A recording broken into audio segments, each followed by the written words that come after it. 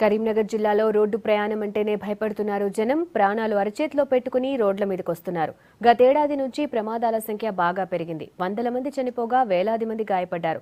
నిత్యం జరుగుతున్న ప్రమాదాలతో హడలెత్తిపోతున్నారు జనం. కరీంనగర్ జిల్లాలో రోడ్డు ప్రమాదాలు కామన్ గా మారాయి. ప్రతిరోజు ఎక్కడో చోట రోడ్డు ప్రమాదం జరుగుతోంది. 2015లో జరిగిన రోడ్డు ప్రమాదాల్లో 610 మంది చనిపోయినట్టు అధికారిక లెక్కలు చెబుతున్నాయి. గడిచిన 3 ఏళ్లలో చనిపోయిన వారి సంఖ్య వేలల్లో ఉంది.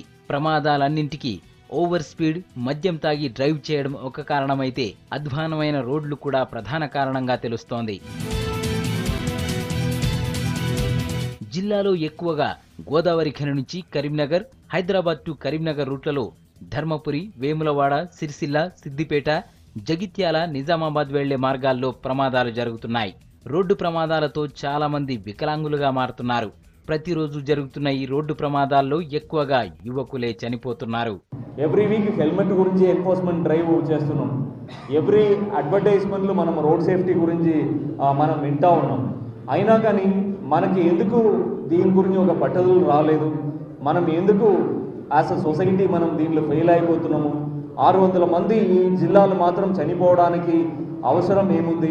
దానిలో కూడా ఏజ్ గ్రూప్ మీరు చూసినట్లయితే బిలో 35 years, దట్ మీన్స్ యువతలు, చిన్నపిల్లలు అందరూ కలిపి మోర్ దాన్ 30% మినిమం ఉంటారు. ఆర్టీసీ బస్సులు కూడా ఈ ప్రమాదాల లిస్టులో ఉన్నాయి. గతేడాది తీగలగుట్టపల్లి దగ్గర ఆర్టీసీ బస్సు కారు ఢీకొనడంతో 4 మెడికల్ విద్యార్థులు చనిపోయారు. మరో ప్రమాదంలో 34 మంది చనిపోగా 127 మంది గాయపడ్డారు.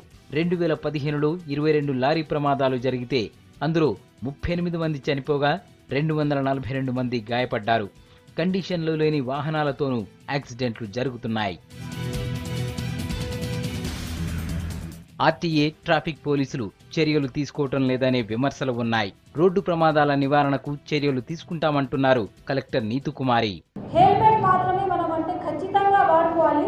ఆ విషయాల్లో కూడా అది మనం చాలా మంచి అవగాహన కల్పించాలి. ఇప్పుడు ఢిల్లీ అట్లాంటి ప్రాంతంలో అది హెల్మెట్ లేకుండా అది అస్సలు ఎవరికి అలౌ చేయడం. తెలంగాణలో ఇప్పుడు వరకు అది ఆ ఎన్ఫోర్స్మెంట్ మనం అంటే ఇది చేయలేకపోయాం. కానీ అంటే ఇది పబ్లిక్ సహకారంతో ఇది ఏమైనా అంటే ఇది వాళ్ళ ప్రాణాన్ని ముఖ్యంగా అంటే కాపాడడానికి ఇంట్రెస్ట్ ఉన్న వాళ్ళు, మీరు అంటే ఇది అడిగిన వాళ్ళు సహకారంతో ఖచ్చితంగా అది హెల్మెట్ వాడుకోవడానికి దిశలో కూడా అది ఖచ్చితంగా చాలా చురుగ్గా అది సక్సెస్ వస్తుంది నేను అనుకుంటున్నాను.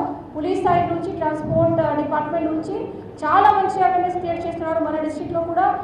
వాహనాల వేగాన్ని నియంత్రించాలని, ట్రాఫిక్ రూల్స్ స్ట్రిక్ట్ చేయాలని కోరుతున్నారు ప్రజలు. పరిమితికి మించి ప్రయాణికులను తీసుకెళ్లే ఆటోలు, టాక్సీలపై చర్యలు తీసుకోవాలంటున్నారు. రోడ్డు భద్రతా వారోత్సవాలు చేసి చేతులు దులుపుకోకుండా ప్రమాదాల నివారణకు గట్టి చర్యలు తీసుకోవాలని కోరుతున్నారు.